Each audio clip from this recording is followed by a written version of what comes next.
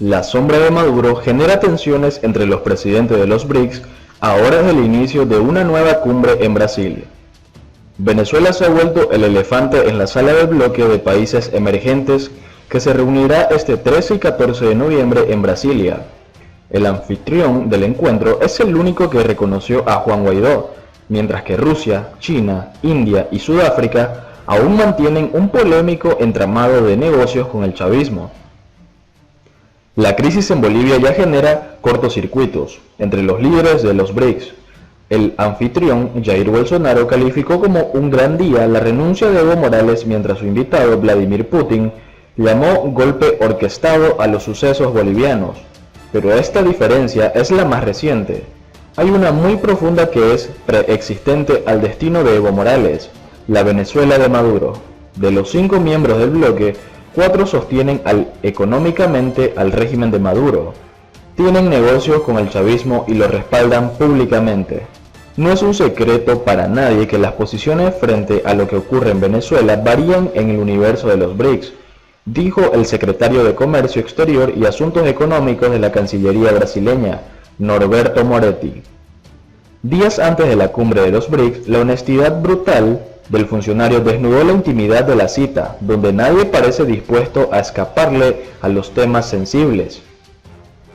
Es que no es una novedad, Jair Bolsonaro es uno de los líderes internacionales junto a Donald Trump que defiende la legitimidad del jefe de la Asamblea Nacional venezolana, Juan Guaidó, como único representante democrático de Venezuela.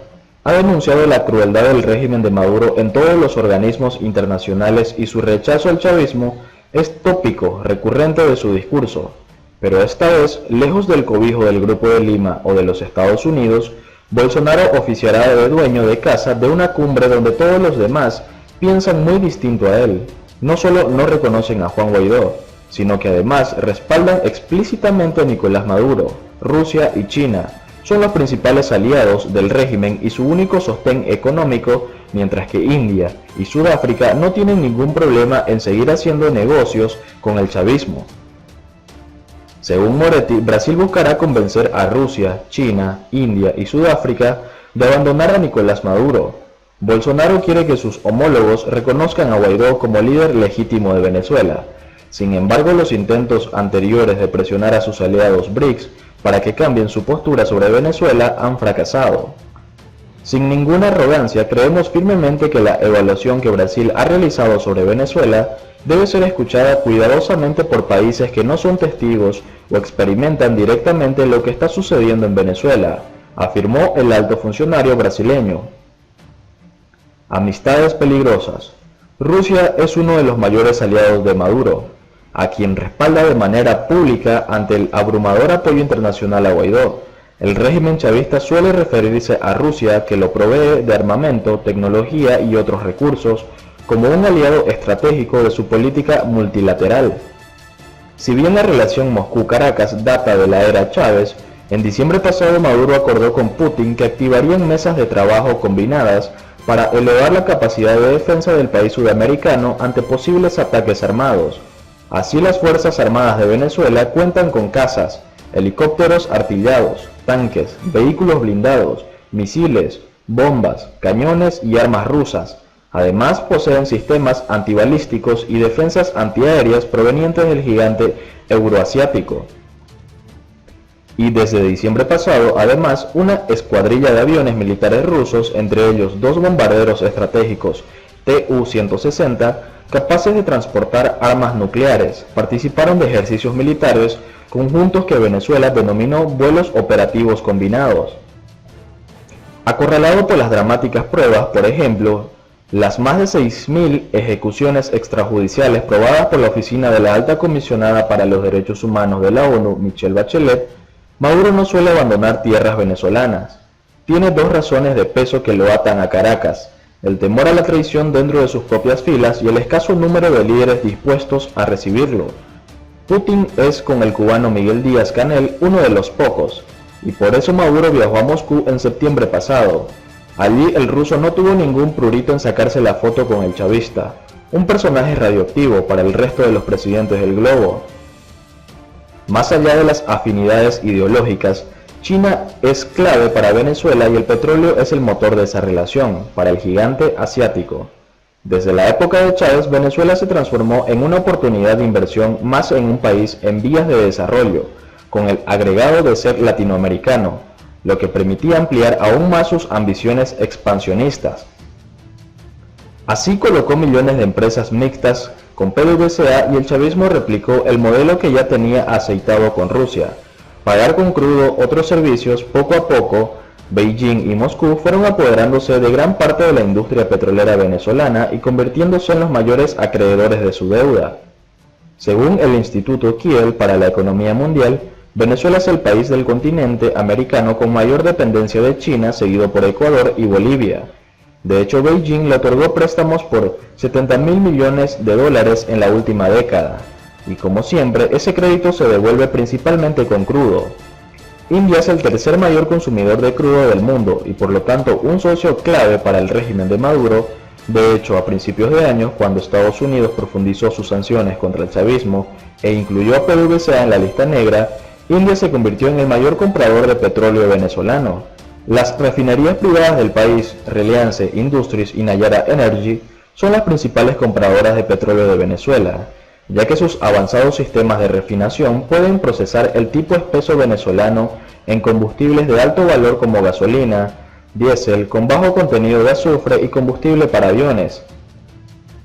Y en contrapartida, el régimen de Maduro compra una gran cantidad de productos de India, sobre todo medicamentos. En un escenario cada vez más asfixiante para el régimen, el chavismo incluso empezó a experimentar un sistema alternativo de pagos, el trueque, con el objetivo de evitar las sanciones y que India no deje de comprarle petróleo. Con menos peso estratégico, Sudáfrica también fue un pilar del régimen chavista. En enero pasado, cuando Maduro asumió su segundo mandato y más de 50 países del mundo desconocieron su investidura por las denuncias de fraude electoral, fue el embajador de Cyril Ramaphosa quien salió a defenderlo ante el Consejo de Seguridad de la ONU. En una intervención recordada por el PSUV como una muestra de solidaridad, el funcionario sudafricano Jerry Matthews Mastilla saludó el mandato democrático de Maduro, con las chances en 4 contra 1. Jair Bolsonaro dará batalla por Venezuela en la cumbre de los BRICS. La última vez les pidió a los mandatarios que escuchen el grito del pueblo venezolano, no lo escucharon. Habrá que ver si en Brasilia el resultado es distinto. Por otro lado, Guaidó achaca el apagón eléctrico en Venezuela a la corrupción del chavismo. El presidente encargado de Venezuela, Juan Guaidó, ha achacado este viernes los cortes eléctricos en el país a la corrupción en Miraflores y ha convocado a la población a salir este sábado a la calle para reclamar que cese la usurpación del mandatario Nicolás Maduro. Guaidó ha publicado un video a través de su cuenta en la red social Twitter en el que ha recalcado que es importante saber que solamente la corrupción, el desastre, es lo que ha causado esta situación. Ya debemos cesar la usurpación, convocamos de nuevo el día de mañana a la calle. Ha dicho antes de agregar que la solución de resto, y lo sabe toda Venezuela, es que cese la usurpación de los que mantienen en Miraflores la corrupción, el desastre, la falta de comida y la falta de medicina. Venezuela es un país que exportó el excedente de energía eléctrica en la región, el país con las reservas petroleras más grandes del mundo, y estamos padeciendo esta situación, ha lamentado. Asimismo, ha expresado su preocupación por la gente que está con dificultad a sus casas, la comida que comienza a descomponerse, los hospitalizados por la falta de energía eléctrica, ha manifestado. Por ello, Guaidó ha reiterado que la solución a todo es que cese la usurpación. Nos vemos mañana en toda Venezuela, en las calles, para seguir exigiendo nuestro derecho más que nunca a exigir se puede o no se puede, ha zanjado, en medio de vítores de los presentes. En una serie de mensajes publicados poco después, ha recordado que las autoridades decretaron la emergencia eléctrica en 2009 y 2013, militarizaron el servicio eléctrico, más de $100.000 millones robados del sistema eléctrico, ha denunciado. Hoy declaran que el apagón de más de 15 horas es producto de un saboteo externo. Saboteo es la corrupción, saboteo es que no permitieron elecciones, saboteo es que bloquearon la entrada de comida y medicinas. El único saboteo es del usurpador a todo el pueblo de Venezuela, ha remachado. Durante la jornada, el gobierno venezolano ha ordenado la suspensión de la jornada laboral y lectiva de este viernes por el corte de suministro ocurrido la pasada noche en la principal central hidroeléctrica de Venezuela, que ha dejado sin energía a gran parte del país. Los cortes de energía eléctrica son frecuentes a la nación miembro de la OPEP, que lleva 5 años padeciendo una recesión con hiperinflación y un deterioro en la calidad de los servicios públicos.